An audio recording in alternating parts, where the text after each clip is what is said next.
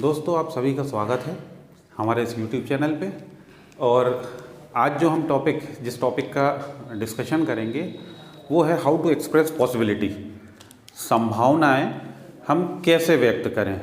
तो पॉसिबिलिटी हम जो एक्सप्रेस करते हैं, पॉसिबिलिटी हम तीन तरह से एक्सप्रेस करते हैं।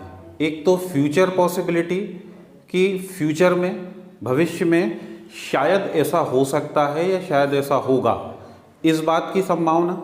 दूसरा हम एक्सप्रेस करते हैं प्रेजेंट, इस वक्त शायद ऐसा हो रहा है, इस बात की संभावना व्यक्त करते हैं कि शायद वो रो रहा है, शायद वो बैठा है, शायद वो सो रहा है या शायद वो सो रहा होगा, इस बात की संभावना। और थर्ड होता है कंप्लीशन, कोई भी चीज़ के कंप्लीट होने की संभावना कि शायद ऐसा हो गया है या शायद, जैसे शायद वो सो गया है, शायद यहाँ बारिश हुई है। तो ये तीन प्रकार की हम पॉसिबिलिटी एक्सप्रेस करते हैं। और पॉसिबिलिटी एक्सप्रेस करने के लिए इंग्लिश में हम मे, माइट, कुड, इनका यूज़ सामान्यतः करते हैं। तीनों प्रकार की पॉसिबिलिटी के बारे में आज हम डिस्कशन करेंगे। मे का यूज़ कब करना है, कब माइट यूज़ करना है, कब कुड यूज़ करना है, कब मे प्लस फर्स्ट फॉर्म यूज़ करना है, कब मे बी प्लस ING यूज़ करना है, कब may have plus third form use करना है। इन सभी का डिस्कशन आज के हम इस चैप्टर में या इस टॉपिक में करने वाले हैं। तो सबसे पहले मैं आपसे फिर से वही कहूँगा कि अभी तक यदि आपने चैनल को सब्सक्राइब नहीं किया हो तो सब्सक्राइब करें, लाइक करें और ज़्यादा से ज़्यादा लोगों में शेयर करें। साथ ही साथ कमेंट बॉक्स में, पूरा वीडियो देखने के बाद कमेंट बॉक्स में जाकर अपने कमेंट ज़रूर दें हमें, ठीक है। तो हम अब स्टार्ट करते हैं। पॉसिबिलिटी की बात करें हम, या पॉसिबिलिटी की जो हम बात कर रहे हैं, तो फर्स्ट वन फ्यूचर पॉसिबिलिटी। कोई भी भविष्य में कोई काम होने वाला है या हो सकता है या शायद होगा, इस बात को जब भी हमें कहना हो तो उसको कहने के लिए हम मे, माइट और कुड यूज़ करते हैं। मे का भी यूज़ करते हैं, माइट का भी यूज़ करते हैं और कुड का भी यूज़ करते हैं। तो मे जो है, may is used when the chances are 50-50, ठीक है। जब कभी भी किसी एक्शन के होने के 50-50 चांसेस हों, means we can say general possibility, सामान्य संभावनाएं। जब कभी भी किसी भी काम के होने की सामान्य संभावना है या 50-50 चांसेस हों, तो उसको एक्सप्रेस करने के लिए हम मे का यूज़ करते हैं। अब मे का यूज़ करते हैं तो मे हम कैसे यूज़ करेंगे? जो भी सब्जेक्ट है, सब्जेक्ट के साथ ये मॉडल वर्ब मे यूज़ करते हैं। जो भी वर्ब की हम बात कर रहे हैं उसकी फर्स्ट फॉर्म और ऑब्जेक्ट। जैसे शायद वो आए, या इसको हम ऐसा भी बोल सकते हैं, शायद वो आएगा या शायद वो आ सकता है। तीनों एक ही बात हैं, कहने के तरीके अलग अलग हैं, बट तीनों तरह से, शायद वो आए, शायद वो आएगा या शायद वो आ सकता, तीनों में हम बात फ्यूचर की ही कर रहे हैं कि शायद भविष्य में ऐसा होगा। या शायद भविष्य से मतलब ये नहीं है कि 25-50 साल आगे की बात कर रहे हैं हम। शायद भविष्य से मतलब अभी से, इस समय के आगे जो कुछ भी होने वाला वो सब फ्यूचर है। तो जो भी फ्यूचर में हो सकता है या जिसके होने की पॉसिबिलिटी या संभावना है, उसको जब भी हमें एक्सप्रेस करना हो और किसी एक्शन के होने के चांसेस 50-50 हैं, वहाँ हम यूज़ करते हैं मे। जैसे शायद वो आएगा या शायद वो आए या शायद वो आ सकता है। तो अब यहाँ ये ध्यान रखना कि शायद के लिए आपको अलग से परहैप्स लिखने की ज़रूरत नहीं है। मॉडल में जो है वो अपने आप में संभावना को ही या 50-50 चांसेस को ही या जनरल पॉसिबिलिटी को ही एक्सप्रेस करता है। तो आप अलग से उसमें कुछ भी परहैप्स ना लगाएं। वह है सब्जेक्ट, तो ही। अब शायद वो आए या शायद वो आएगा, मतलब हम पॉसिबिलिटी की बात कर रहे हैं। पॉसिबिलिटी की बात कर रहे हैं तो मॉडल वर्ब वहाँ पे हम यूज़ करेंगे मे, ही, मे, और वर्ब है आए, आएगा, आ सकता, मतलब हम आना की बात कर रहे हैं। तो वर्ब यहाँ जो है कम। या सेकंड सेंटेंस है शायद आज बारिश होगी या बारिश हो, शायद आज बारिश हो या शायद आज बारिश हो सकती है या शायद आज बारिश होगी। मतलब हम यहाँ श्योर नहीं है कि यहाँ पे पानी आज गिरने ही वाला है, हम एक संभावना व्यक्त कर रहे हैं, वो भी 50-50 चांसेस वाली। तो शायद आज बारिश हो, मौसम से संबंधित सेंटेंसेस जो हैं, डे डेट वाले सेंटेंसेस जो हैं, सब्जेक्ट उनमें इट रहता है, इट। फिर शायद के लिए यहाँ हम मॉडल वर्ब में, इट में, और वर्ब है बारिश होना या पानी गिरना, इट में रेन। शायद उसे बुरा लग जाए, ही में माइंड, माइंड एक तो माइंड ये होता है अपना दिमाग, और वर्ब के रूप में माइंड का अर्थ होता है बुरा लगना। शायद वो जाएगा, ही में गो। शायद वे यहाँ आएंगे, दे में कम हियर। शायद वो पास हो जाए, ही में पास। शायद वो तुम्हें इनवाइट करे, ही में इनवाइट यू। तो इस तरह से जो भी फ्यूचर में कोई चीज़ होने वाली है उसकी पॉसिबिलिटी यदि हम एक्सप्रेस कर रहे हैं। और चांसेस, यहाँ ये जरूर ध्यान रखना, चांसेस की बात मैं इसलिए कर रहा हूँ क्योंकि ये में जो है फर्स्ट, सेकंड हम बात करें कुड, कुड जो है, कुड यूज किया जाता है जब किसी एक्शन के होने के चांसेस ज्यादा हों, 70-80% चांसेस हैं। मीन्स हम कह सकते हैं कि we use could to express strong possibility. जब कभी भी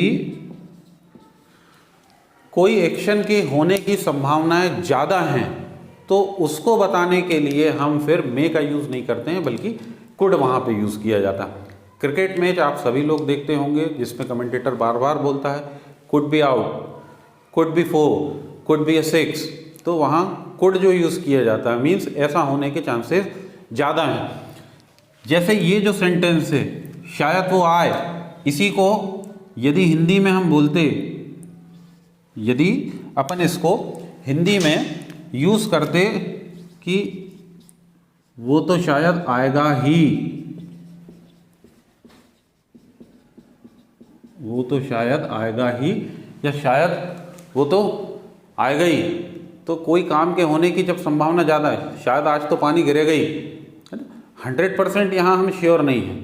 शायद जो लगा रहे हैं means we are expressing possibility, संभावना तो हम यहाँ भी एक्सप्रेस कर रहे हैं, पर स्ट्रॉन्ग पॉसिबिलिटी, शायद वो तो पास हो ही जाएगा, ठीक है, शायद वो पास हो जाए और शायद वो तो पास हो ही जाएगा, दोनों में थोड़ा अंतर है। शायद वो पास हो जाए मीन्स 50-50 चांसेस, शायद वो तो पास हो ही जाएगा, यहाँ हम पॉजिटिव या एक्शन के होने के एस्पेक्ट पे ज़्यादा जोर दे रहे हैं, या होने के पक्ष को हम ज़्यादा बता रहे हैं कि शायद ऐसा तो हो ही जाएगा, तो वहाँ हम यूज़ करते हैं मॉडल कुड।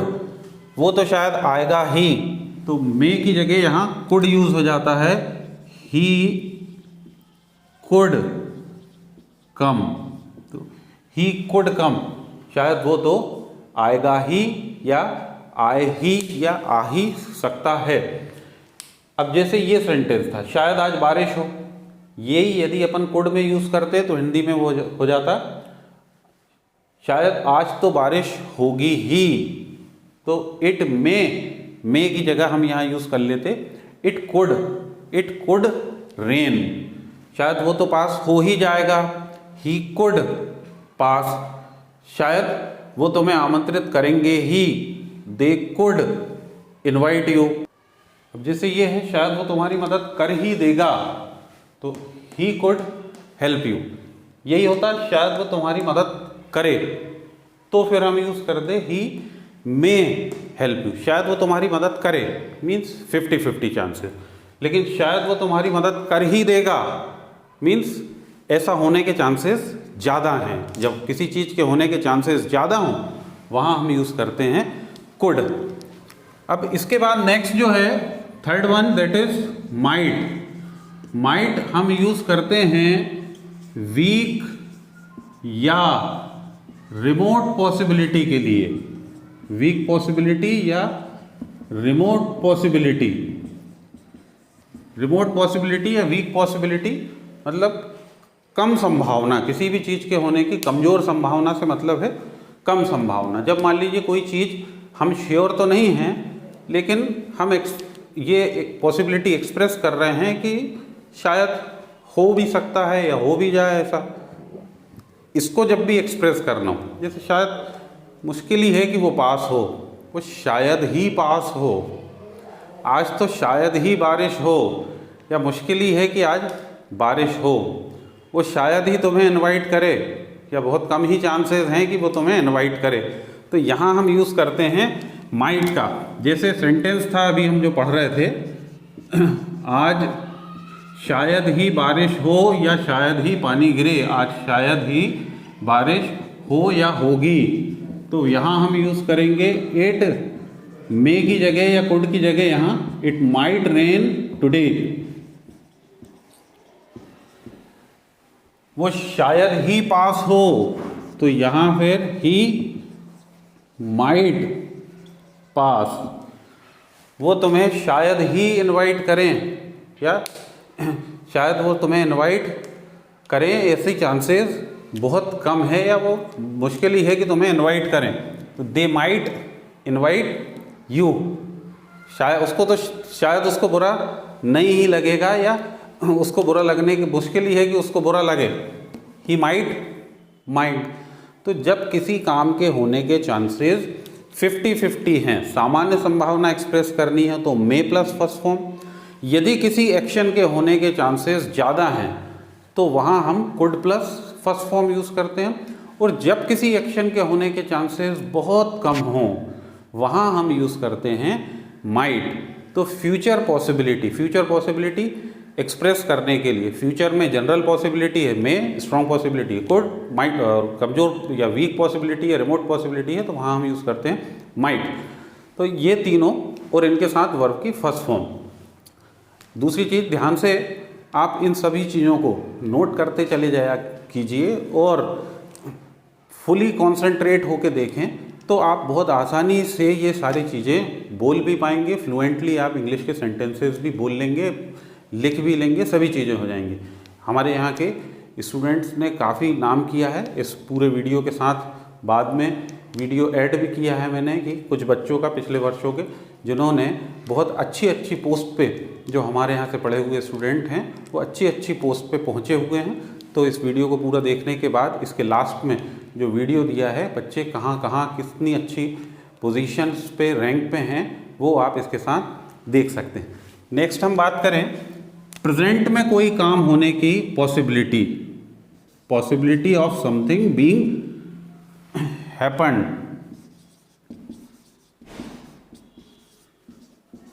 या कह लें उसको पॉसिबिलिटी ऑफ प्रेजेंट। इस वक्त ऐसा हो रहा है, इसकी संभावना। अब इसमें भी कई लोग कंफ्यूज रहते हैं कि इस वक्त ऐसा हो रहा है, इसकी संभावना कैसे व्यक्त करते हैं या कैसे बोली जाती है। तो भाई कई बार होता है, हमने आपसे पूछा कि वो व्यक्ति कहाँ है या फलाना व्यक्ति कहाँ है, आप कहते हैं आप श्योर नहीं हैं, पर आप आंसर देते हैं शायद वो सो रहा है, तो शायद वो सो रहा है। या कई लोग ऐसा भी बोलते हैं शायद वो तो सो रहा होगा इसलिए आज कोचिंग नहीं आया है। तो शायद वो सो रहा होगा या शायद वो सो रहा है।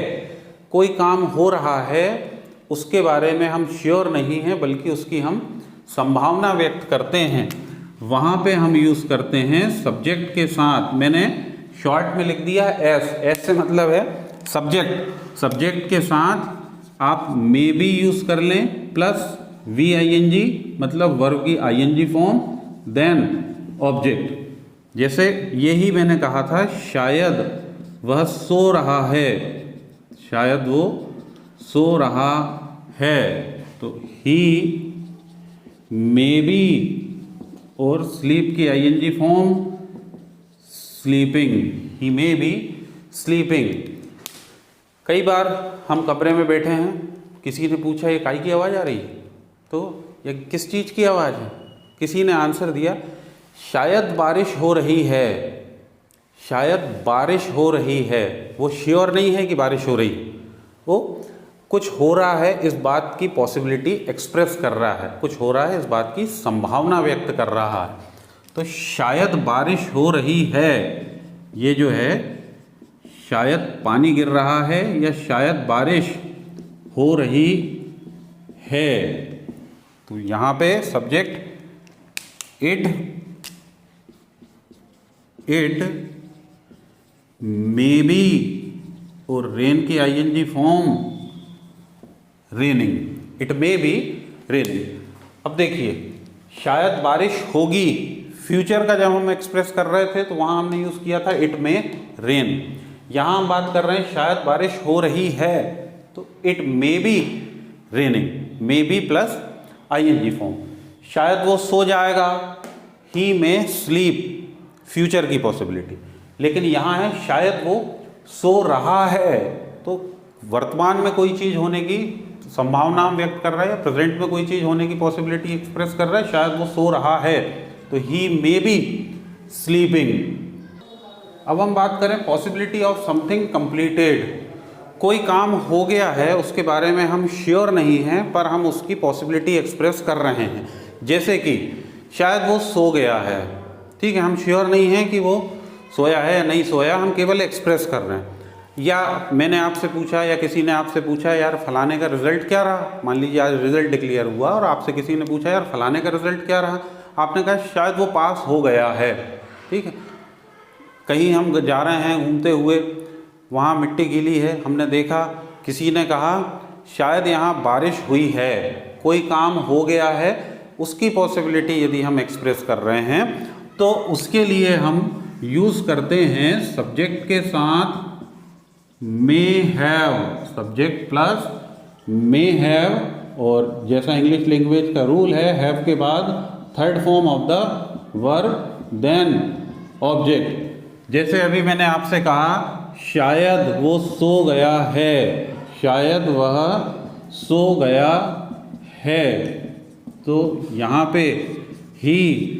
अब देखिए सबसे पहला जो अपन ने पढ़ा था वो पढ़ा था फ्यूचर पॉसिबिलिटी, उसमें था शायद वो सोएगा या सो जाएगा, शायद वो सोएगा, ही में स्लीप। सेकंड अपन ने प्रेजेंट में कोई चीज़ हो रही उस बात को एक्सप्रेस करने के लिए जब बात की थी, शायद वो सो रहा है, तो ही में बी स्लीपिंग। अब यहाँ हम बात कर रहे हैं शायद वो सो चुका है या शायद वो सो गया है, तो इसके लिए हम यूज़ करेंगे ही में हैव, स्लीप की थर्ड फॉर्म स्लेप। दूसरा मैंने आपसे कहा था शायद यहाँ बारिश हुई है, it may have rained here, ठीक है। शायद आप इस टॉपिक को समझ चुके हैं या शायद आप इस टॉपिक को समझ गए होंगे, you may have understood this topic. तो ये है कंप्लीशन, कोई चीज़ हो गई है उस बात की हम पॉसिबिलिटी या संभावना व्यक्त करते हैं, वहाँ पे हम यूज़ करते हैं may have plus third form. शायद वे चले गए हैं, दे मे हैव गॉन। तो इस तरह से तीनों पॉसिबिलिटी हमने आज पढ़ी। फ्यूचर पॉसिबिलिटी के लिए 3 मॉडल यूज़ किए थे हमने, मे, माइट और कुड। फिर सेकंड हमने पढ़ा इस वक्त कुछ हो रहा है, इस बात की जब हम संभावना व्यक्त करते हैं वहाँ पे हम यूज़ करते हैं मे बी प्लस आईएनजी। कोई काम पूरा हो गया है उस बात की पॉसिबिलिटी हम एक्सप्रेस करते हैं तो वहाँ पे हम यूज़ करते हैं मे हैव के साथ third form of the verb. ये बहुत आसान है, कमेंट बॉक्स में जाके अब आप इसी तरह की पॉसिबिलिटीज़ के सेंटेंसेस जरूर दें। वीडियो कैसा लगा ये ज़रूर बताएं और चैनल को फिर से कहूँगा लाइक करें, सब्सक्राइब करें। सब्सक्रिप्शन जहाँ आप सब्सक्राइब करते हैं उसके साइड में एक बेल आइकॉन दिया है, उसको प्रेस जरूर कर दें so that you may get all our notification immediately, और ज़्यादा से ज़्यादा लोगों में शेयर करें। डिस्क्रिप्शन बॉक्स में और भी वीडियोस के लिंक दिए हुए हैं जिनसे आप बहुत सी चीज़ें सीख सकते हैं। यहाँ पे भी आपको 2 लिंक मिल जाएंगे। साथ ही इसके बाद जो वीडियो है जिसमें हमारे यहाँ के अभी पिछले कुछ एक साल के रिज़ल्ट बच्चों के दिए गए हैं, वो किस किस रैंक पे पहुँचे हैं, कहाँ कहाँ गवर्नमेंट सेक्टर्स में जॉब कर रहे हैं, उसके लिए आप वीडियो को पूरा ज़रूर देखें। नेक्स्ट वीडियो में बहुत जल्द मुलाकात होगी। Till then take care, bye.